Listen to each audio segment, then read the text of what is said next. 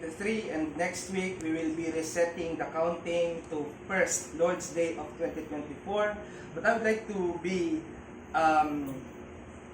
like to remind everybody about something that will not change. So if you will observe your surroundings, noises are everywhere. From torotot, sa mga puputok, at sa iba't iba pang mga bagay. Ang isa pang medyo nakakarindi ay yung mga motor na nagtatanggal ng tambutso para umingay. So they're removing their pipes para maging open muffler. And ang nakakalungkot dyan ay sila lang ang masaya sa ginagawa nila. Pero festivity is what we are feeling today in terms of our surrounding.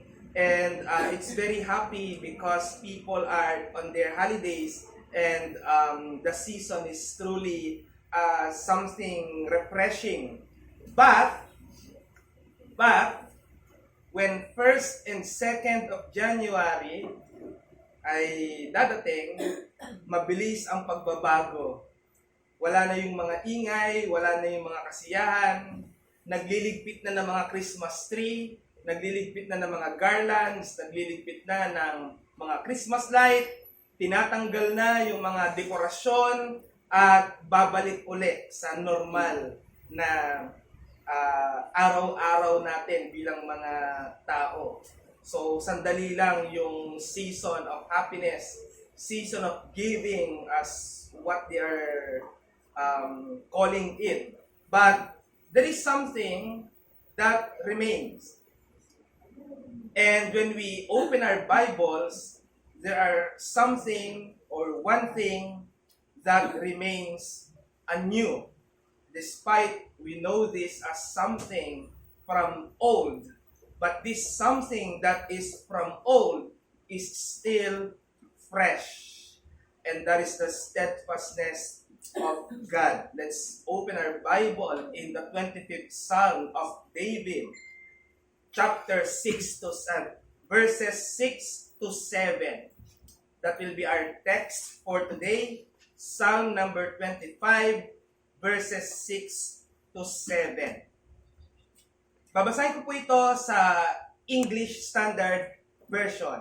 Sabihin nyo na lang po kung ano man ang mga translation na meron kayo. Sana ay makita natin ang kagandahan ng Diyos bago po natin isara ang taong ito kasama ang ating Panginoong Hesukristo. Psalm number 25, verse 6 and 7. Remember your mercy, O Lord, and your steadfast love, for they have been from old. Remember not the sins of my youth, or my transgressions. According to your steadfast love, remember me, for the sake of your goodness, O Lord. Well, if you're going to see that context before you read verse 1, this is a Psalm of David.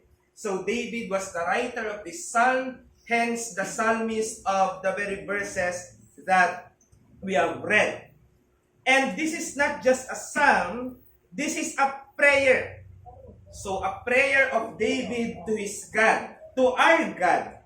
His prayer for God's direction and deliverance, both from his faults in the past, yung kanyang mga pagkakamali sa nakaraan, na nagiging mitya ng kanyang pagdurusa sa kasalukuyan. So, tanawin muna natin na yung text na to ay kasalukuyan. So, he is throwing back the sins of his youth, and that is something that made him suffer at the present. Not just his faults in the past, but his foes. Foes means enemy. Yung kanyang mga enemy na hinahunting siya. Probably, ito yung mga tauhan ni Absalom, yung kanyang anak na dinethrone siya at inagawang kaharian mula sa kanyang mga kamay. Dito, ang salmista, walang iba kundi si David, hindi lamang niya kinakausap ang Diyos, kundi Kinakausap niya ang Diyos hindi bilang isang hari. So imagine that. He is a king, but he is not talking to God as a king. But he is talking to God in the position of being a sinner. So kinakausap niya yung Diyos niya, hindi bilang hari, kundi bilang isang makasalanan.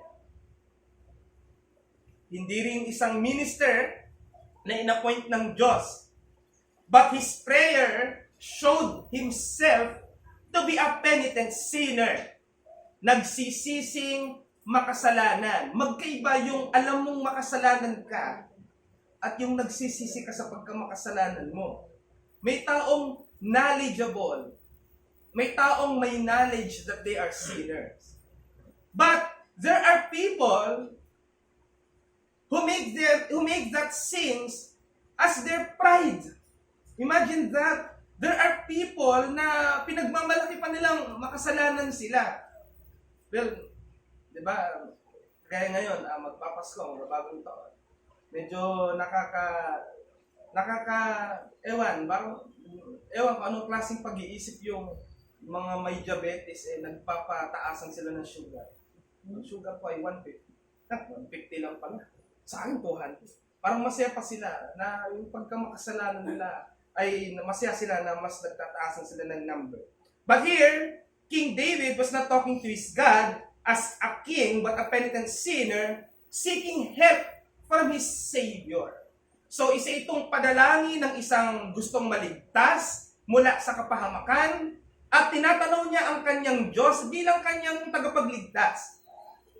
So the psalmist here portrayed God as no less than a God whose steadfast love never gets old. Even if our sins infest rust in our souls, kahit ang ating mga kasalanan ay kinakalawang ang ating mga kaluluwa, ang pag-ibig ng ating Diyos na nasaksihan natin mula pa nung una ay nananatiling bago at binabago, pinapanariwa araw-araw. Bigyan ko kayo ng mensahe mula sa text. The penitent sinner will never run out of the precious, steadfast love of God. The penitent sinner will never run out of the precious, steadfast love of God. Ang nagsisising makasalanan, hindi mauubusan ng mga sariwang tapat na pag-ibig ng Diyos. The key there is our text 6 and 7. Parehas na verse 6 and 7 start with the word remember. Yeah. So, dyan natin kukunin ang mga punto na kung saan ay ating titingnan. First point na pinapakita ng psalmist on what God is all about. First, His timeless love for penitent sinners. His timeless love for penitent sinners. Ang hindi nagbabagong pag-ibig niya sa mga nagsisising makasalanan. Tingnan natin ulit yung prayer niya, verse 6. Remember your mercy, O Yahweh, and your steadfast love, for they have been from old. Yan natin titingnan. Sa prayer na to, nire-remind nung nananalangin kung sino yung Diyos niya. Para bang, Panginoon, ipapaalala ko lang sa'yo kung sino ka. Malibang panalangin yon, pinanalangin niya. He is praying to God, not in the opening verse of Almighty God or my Father, our Father. But he began with the very word, remember. Here, parang nuutusan niya ang ating Diyos. Or I would say, in a gentle way, he is inviting God to remember what he is all about. Yung remember dito is a prayer of inviting God to think of His mercy and steadfast love. Yan yung kanyang imbitasyon sa kanyang Panginoon. Ito ay panalangin ng isang taong nakagawa ng kasalanan sa kanyang Diyos. Mananalangin ka ba ng ganito kung hindi ka nakagawa ng kasalanan sa Diyos?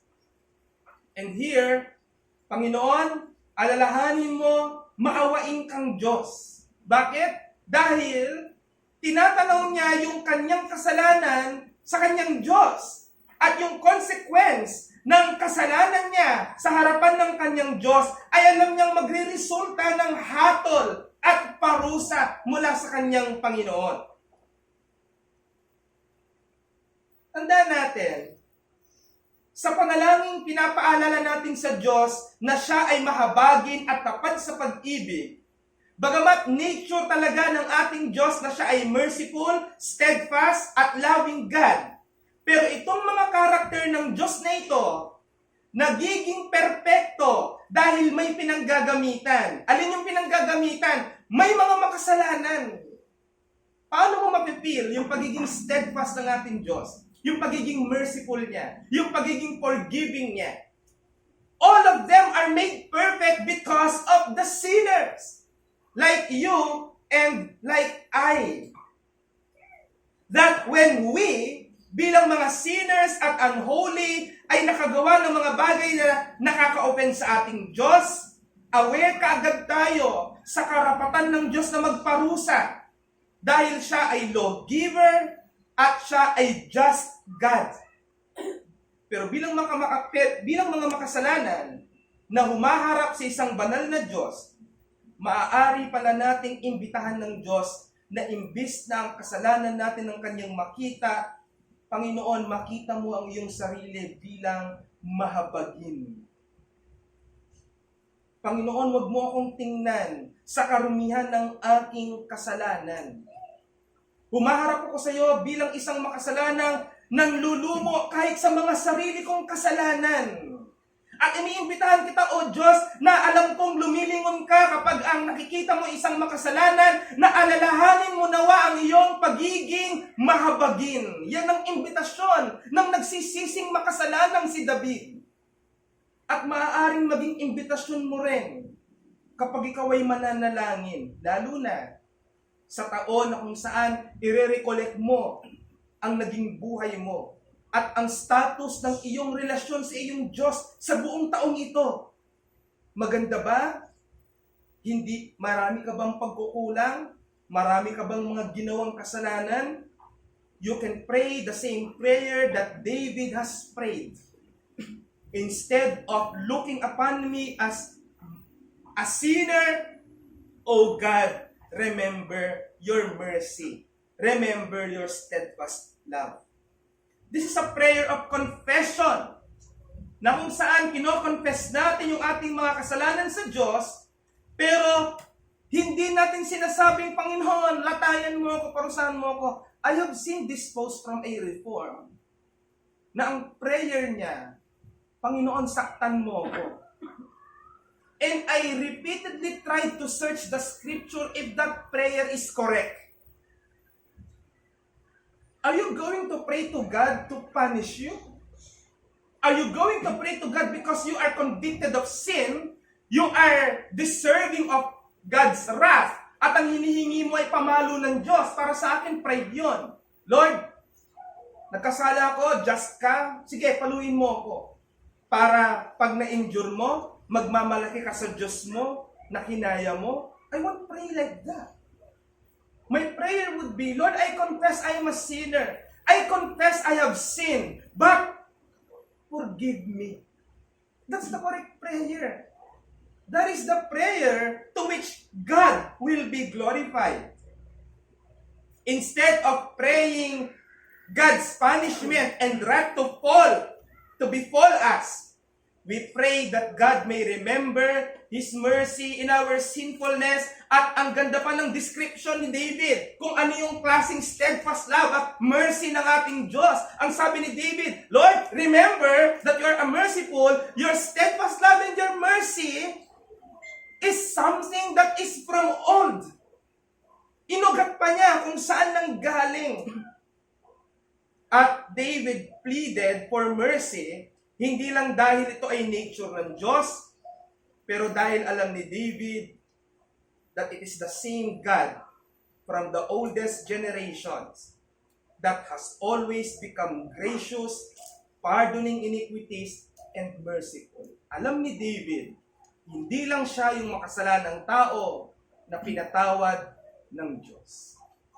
Alam din niya that there were people before him na mas makasalanan pa sa kanya. Pero kayo mag-isip ng gano'n na Lord, maliit lang to. Compare naman sa ginawa ni David. We don't pray like that. That is why Apostle Paul, nung pinakilala niya yung sarili niya, sabi niya, siya daw ang pinaka makasalanan. Hindi, it is not a fact that Apostle Paul, may mga literally sinabi, pinakamasamang tao daw si Paul dahil sinabi niya. Pero hindi marunong mag-hermeneutics yun. Siyempre, sa lente ng isang makasalanan na aware ka sa pagkamakasalanan mo, you don't need to find people worse than you because you know that yourself is worse than anyone else. Sabi nga ni Charles Spurgeon, hindi mo na kailangan tumingin sa iba para lang maghanap ng illustration sa pagiging makasalanan. You can look to yourself. At kapag ka may mga taong galit sa iyo dahil sa kasalanan mo, magpasalamat ka kasi yun lang yung alam nila. And you know na kulang pa yung alam nila. So David knew that it is the same God who is gracious, pardoning iniquities, and merciful since the very first generation. Ito ka na Lord. We have seen you in many generations. You are like this. And now, I have committed sin. And I will join them in asking you, forgive me.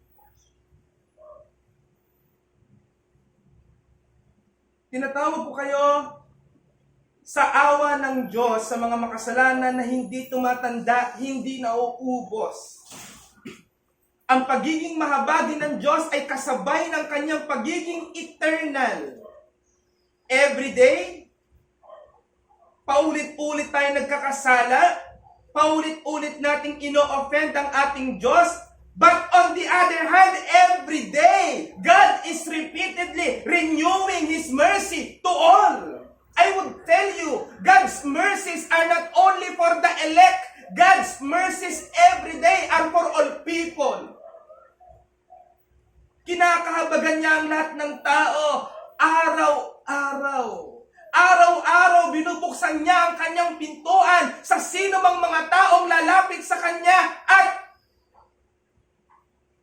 magsisisi. Just try to imagine that all the day long, God is tired of seeing people sinning against Him. And yet tomorrow morning, God again would repeat what? Opening the door for His precious mercies. What kind of God is that? Kaya nga sabi ni Prophet Micah, there is no other God like thee, pardoning iniquities and forgiving the trespasses of the generation. Kaya every day we sin, every day God is forgiving. Again, if David is calling for God to be merciful and steadfast, God is calling everyone to come to Him and repent. Have you recollected all things that you have done before God for this past 12 months? And don't you ever say that you have been faithful consistently because we are not, even I. All of us have offended our God. But there is one thing that will never, sabi nga ng mga Gen Z, may bagay na kahit ginagawa natin, ang Diyos hindi na-turn off. Diba, pag may nililigawan ka, pag meron kang naging supply, matu-turn off na sa'yo. Hindi ka na re-reply. Ayaw na sa'yo. May nakita ng pangit sa'yo. Pero ang God, everyday, lahat ng pinapakita natin sa Kanya, nakaka-turn off. But does that change God? No. Not even an inch. No matter how far we have gone in our sinfulness, I call you, my dear brethren, and to people who are listening to me online, dinala ka na ba ng kasalanan mo sa napakalayo? Malayong-malayo ka na ba sa Diyos ngayon? I will tell you, no matter how far we have gone in our sinfulness, what Christ has done at the cross can make even the most distant penitent sinner to draw near to Christ. At the cross of Christ, every distant sinner that repents can be drawn near to God. Come to Christ and receive His precious, steadfast love. And one more thing that we may see as great point for this prayer of David, second, is he is telling his God's transcending love over past sins. Ang tumatagos na pag-ibig ng Diyos sa mga kasalanang nakaraan. The prayer of David at verse 7 is again starting in the word remember. Doon sa unang remember kung sino yung Diyos. Tapos dito, negative. Yung wag mong tatandaan. Ayan. Remember not. Tapos tungkol na to sa makasalanan. Ito yung prayer niya. Remember not the sins of my youth or my transgressions. According to your steadfast love, remember me for the sake of your goodness, O Yahweh. Yung unang panalangin niya, it calls God what He should remember. And it is about His own character. Now the psalmist calls God what He must not remember. Ganda ng panalangin niya eh. Lord, tandaan mo kung sino ka. At huwag mo sanang tandaan kung sino ako. That's it. Now, the psalmist calls God what He must not remember, at ang kanyang ginawang referensya, yung kasalanan ng kanyang kabataan. Naririnig natin ang mga kabataan daw mapupusok. So, I call the elders, the older people, not to be so impatient to young people. Alalahanin ninyo, sabi nga, galing din kayo doon. Kung gaano dulas, gaano dali na ang young people ay magpalit-palit ng mga nararamdaman, ng mga gustong gawin, ng mga passions, etc., etc. Sins of youth. Yan, pag-usapan natin to. Contextually, ang tinutukoy dito ni David, yung kasalanan niya na ginawa niya nung siya ay kabataan pa niya. So probably ito ay ang Psalm 25 ay kausap natin ang David na matanda. Tapos, binabalikan niya yung David na bata. Ano ba yung mga kasalanang nagawa niya? Aware naman tayo. Committed sexual sins. Yan. Nag-commit siya ng adultery sa isang babaeng may asawa na. Walang iba kundi si Bathsheba. Diba? Marami siyang mga nagawa din. Yung sufferings ni David, na hinaharap niya kung bakit siya nagpipray nito, dahil ito yung time na nagtatago na siya, dahil hinahanting siya ng anak niyang si Absalom at ng mga tauhan ni Absalom. Yan. Diba? Kakampi pa nga dito si Ahithophel na nag-preach din minsan yung pastor. Kaya lang, gulat siya. Kahit pala si Absalom ay hinahanting yung ama niya, ayaw niyang patayin yung ama niya. Diba? Kahit pa paano, nandoon yung common grace ng God na awatin pa rin kahit yung unbeliever. Awatin na maging masahol sa kanilang pagkamakasalanan. We believe in total depravity, but we don't believe in absolute depravity, on which it teach na lahat ng klase ng kasalanan magagawa ng isang tao. Able ang tao gawin ng lahat ng klase ng kasalanan. Pero dahil may umiiral na God's grace, nagiging clutch ito sa mga makasalanan na huwag maging masahol o maging sukdulan yung kanilang pagkamakasalanan. Now, naging imahe ng kabataan ni David yung kanyang kasalanan na dinala niya hanggang sa konteksto ng Psalm 25 na kung saan hinahunting siya ng kanyang anak na si Absalom. At tinuturing niya na yung mga paghihirap na kanyang naranasan, pamamaraan ng Diyos upang siya'y disiplinahin. Kaya ang Kristiyanong disiplina, hindi nakakasama sa bawat isa sa atin. Natural na kapag tayo ay may kasalanang nagawa, ang mukhang pag-ibig ng Diyos diyan ay ang kanyang pamalo. Kaya bilang mga Kristiyano, mahalin natin ang pamalo ng Diyos na itinatama tayo at binabalik tayo sa tamang landas. Pero one thing that we should notice here ay yung panalangin ni David na kalimutan ng Diyos yung kanyang kasalanan noon. Pwede pala yun. Lord, kalimutan mo yung mga kasalanan mo. Pwede ba yun? Ang Diyos ba nakakalimot? He has the sharpest mind. Siya nga yung nagbigay sa atin ng mind at ng memory. So, theologically speaking, hindi ito mangyayari. Pero mayroong ibang application yung ibig sabihin ng remember not. Makikita natin yan. Madalas nating marinig na hindi daw pinalalagpas ng Diyos ang mga bawat kasalanang nagagawa natin. Tama ba yon? Hindi pinapalagpas ng Diyos yung mga kasalanang nagagawa natin. Lagi yan mayroong sukle. Ang gagamitin pang verse dyan, Numbers 32:23. Diba? Yung, be sure your sins will find you out. Tapos yung magsasalita nun, yung bitter. Karamihan ganon. Diba? Ginagamit pang hambalos ng verse na yun. Minsan, ginagawang threat sa atin na yung mga sikreto daw nating kasalanan, ibubunyag daw ng Diyos.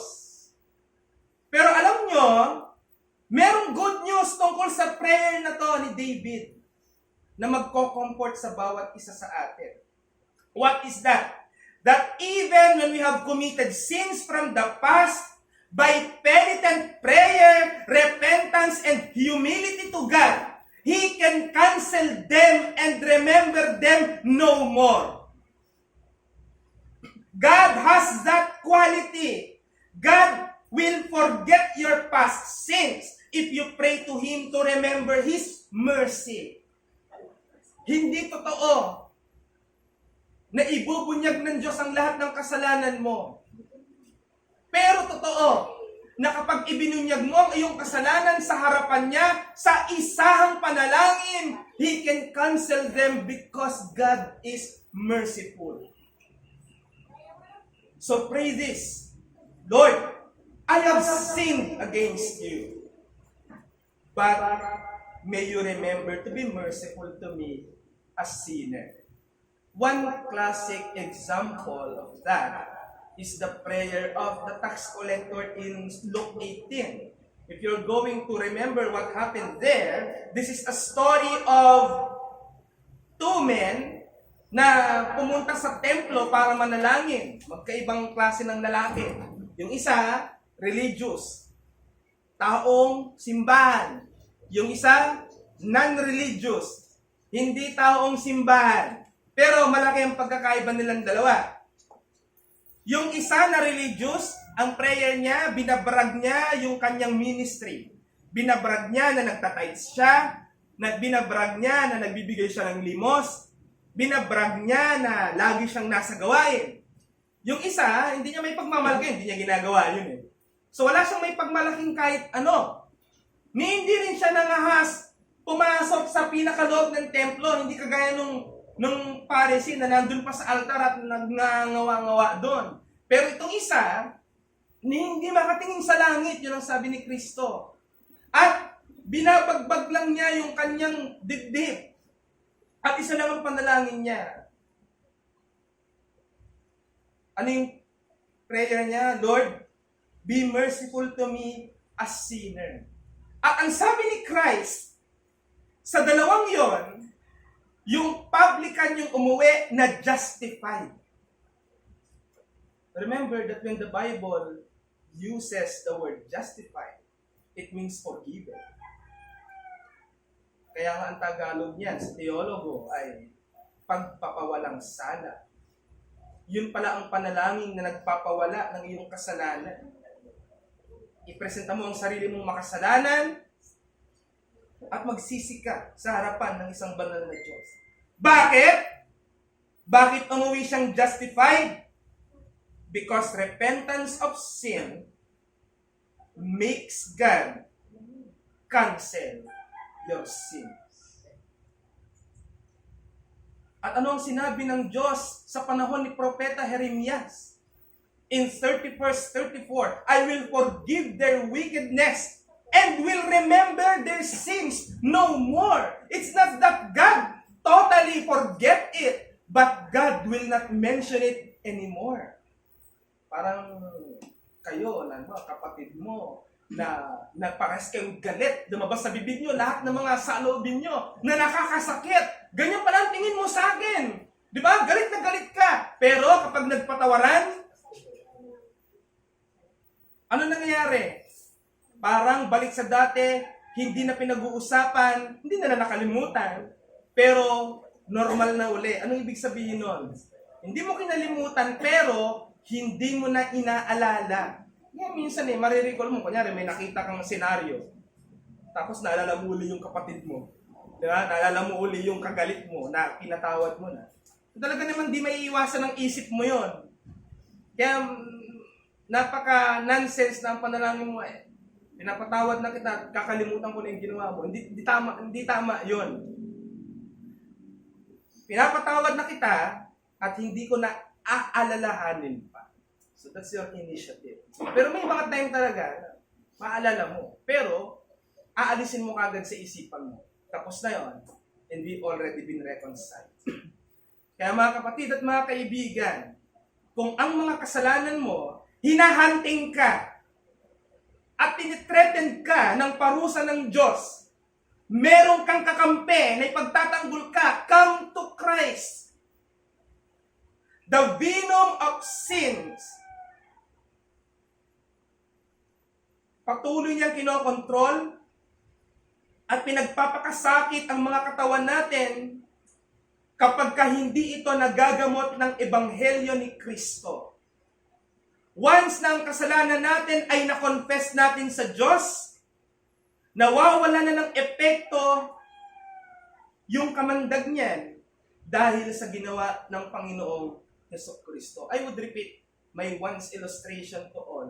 There are two siblings na ayaw palabasin ng tatay, pero sabi ng tatay, lumabas kayo, wag kayong magkukulit para ang hilig nilang laro batuhan.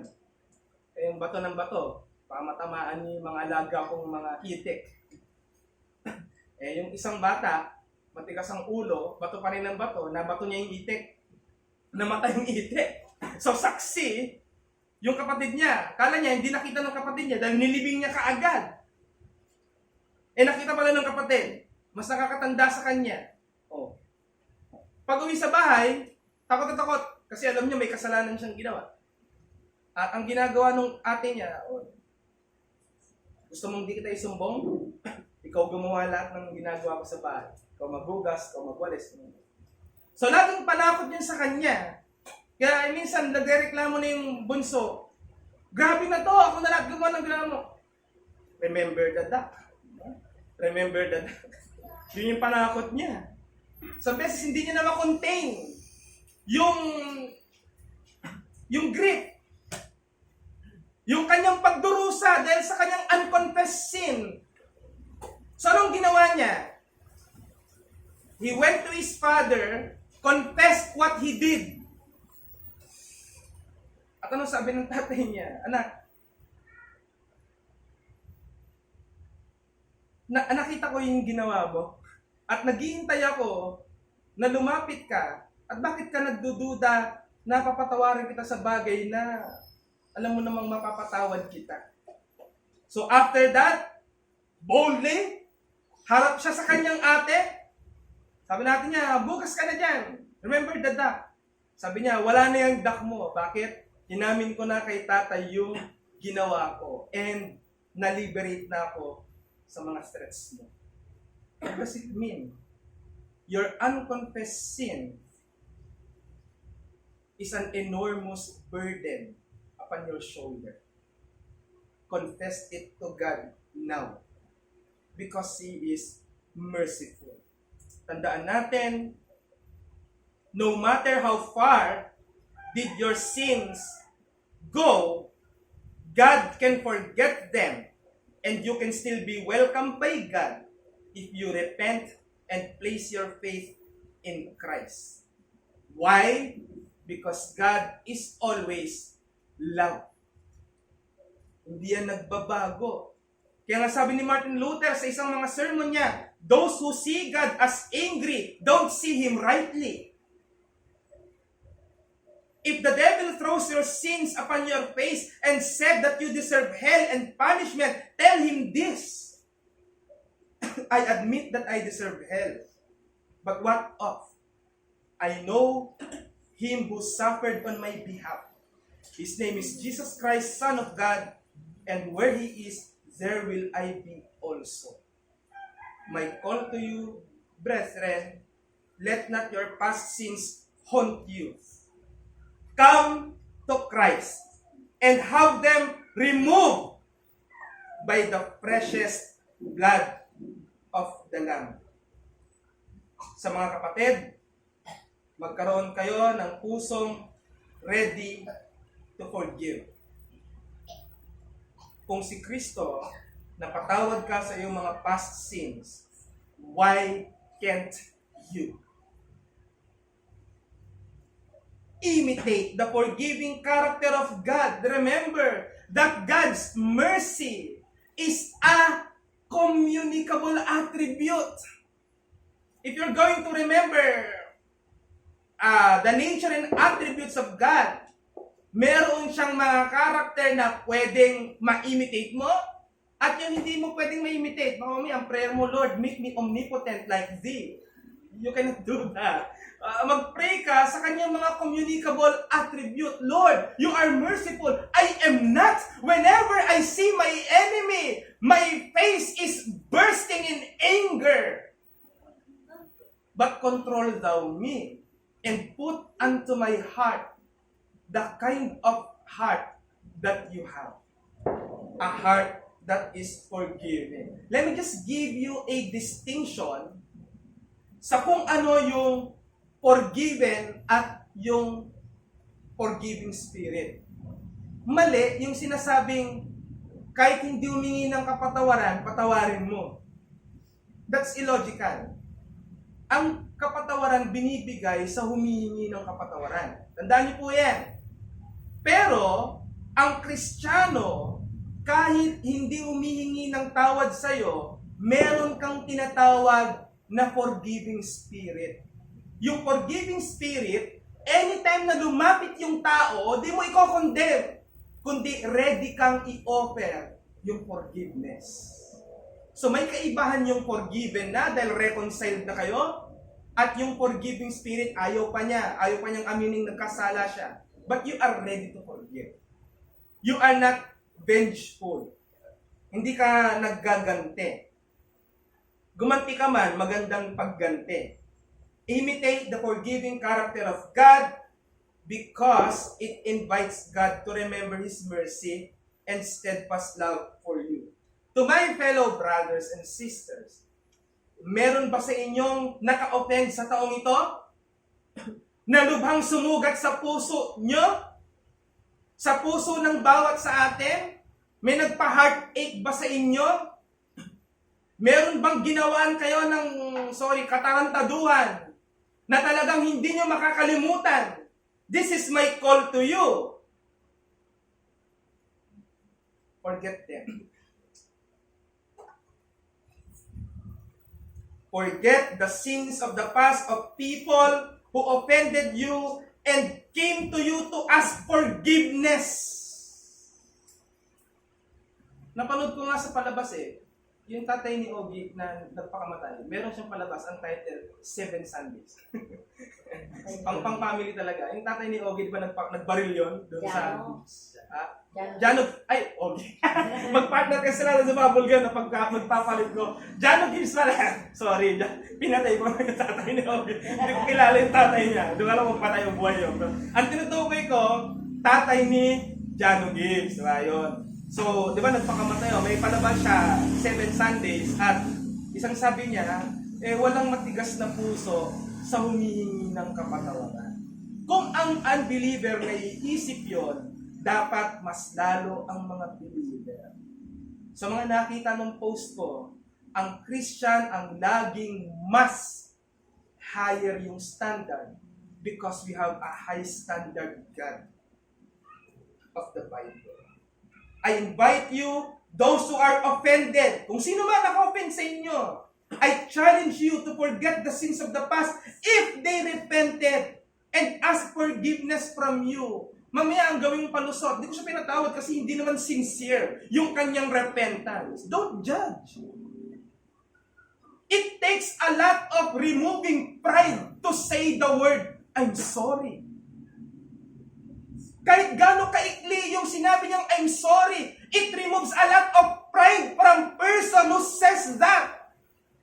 Who are you not to accept that? If Christ accepted you when you repented, how dare we not forgive others who repented of their sins? If we forgive the sins of the penitent people who offended us, it is symmetrical to God's nature of forgiveness. So my dear brothers and sisters, in this ever-changing world, where every second, every minute we change, our point of views, principles, and understandings get changed. But we are guaranteed of one thing that is never changing, and it's no less than the steadfast love of God for us. Remember that God is known to be a God of love since the very beginning.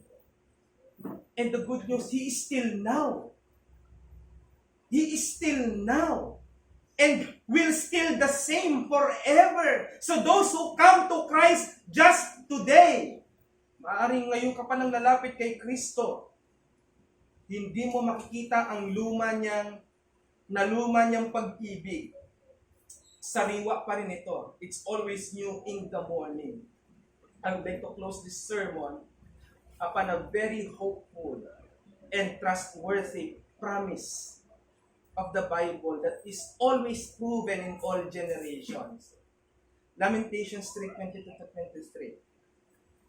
It says there, the steadfast love of the Lord never ceases. His mercies never come to an end. They are new every morning. Great is your faithfulness. So kung pinaparemind mo yung Diyos sa kung sino siya, basahin mo yung verse 21 ng Lamentations 3. This I call to mind, and therefore I have hope. What is something that He reminds to Himself? Who God is.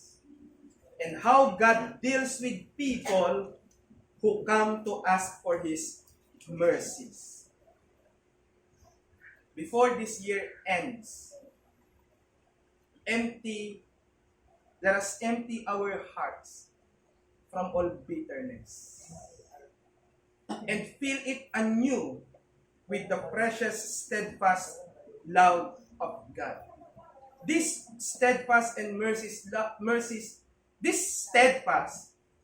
love and mercies of God, when we become grateful on it, glorifies our God.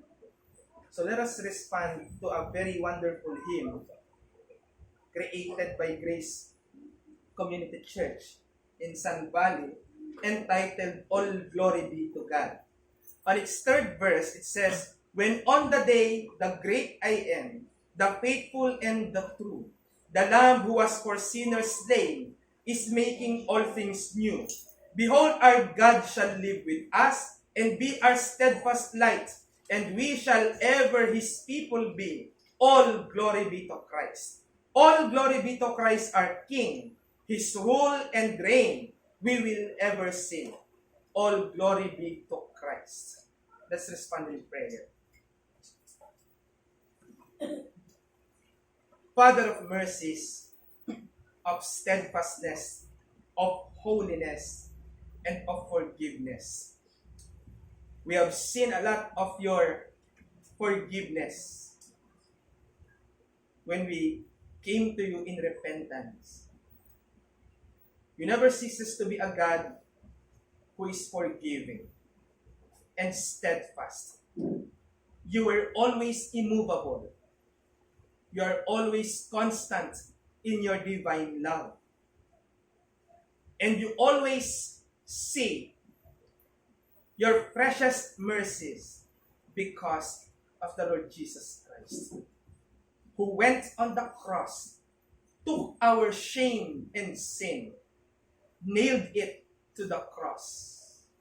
And due to that, our sins, that was not remembered anymore. So we thank you, our dear Father, because of this.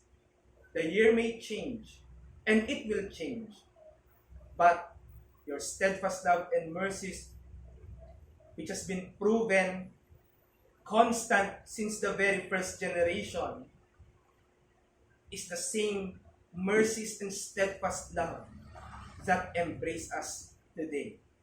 May we become optimistic and hopeful on this coming year, that as how you have guided us and made us grow, it will remain the same in this approaching new year. We thank you, our Father, and we love you. May the love of Christ, may the mercies of you, our dear Father, and the communion and ministry of the Holy Spirit be upon us all. In Jesus Christ's name we pray all these things. Amen.